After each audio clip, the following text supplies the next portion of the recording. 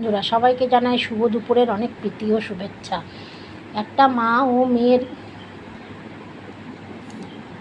বাপের বাড়ি যাওয়ার সময় মা ও মেয়ের যে কথাগুলো আলোচনা হয়, যে জিনিসগুলো আমরা মা মেয়ের মধ্যে ফুটে ওঠে, সেই জিনিসগুলো নিয়ে একটা ভিডিও আপনাদের সামনে শেয়ার করছি।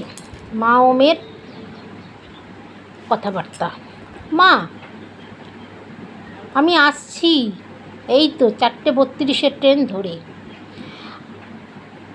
আয়, কতদিন পর আসছিস, তোকে একটু দেখবো দু চোখ ভরে। কী রে, ভাত খাবি তো এসে? না না, চায়ের মধ্যে যাবো ফেসে ফেসে। বোন আসবে তো, আর আমার সোনা।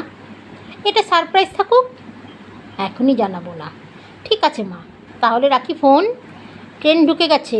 আচ্ছা মা, আয়, ঠান্ডা রেখে প্রাণ মন। অনেক কথা আছে, বলবো সব গিয়ে। ব্যাস শুরু। 15 মিনিট অন্তর অন্তর কোন স্টেশন ফোনে জানতে চেয়ে। 15 মিনিট আগে থেকে গিয়ে দাঁড়াবে দরজায়। যেই নামবো টোটো থেকে অমনি বলে, আয় মা ঘরে আয়।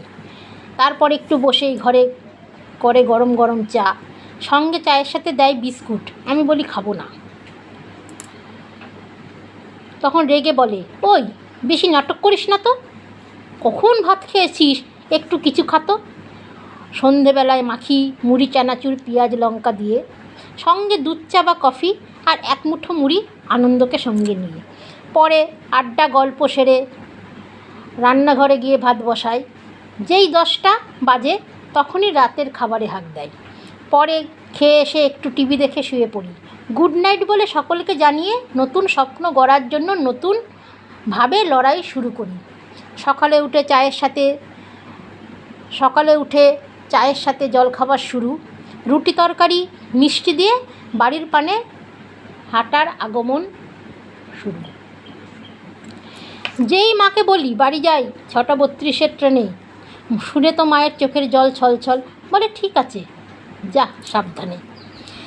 সেই মিনিটে মিনিটে ফোন করে বলে, এখন তুই কোন স্টেশন? বলি রানাঘাট ছাড়লো, পায়রাডাঙ্গা ঢুকবে, নেমে ফোন করিস। হ্যাঁ করবো, ঠিক আছে। ফোন রাখলাম এইভাবে।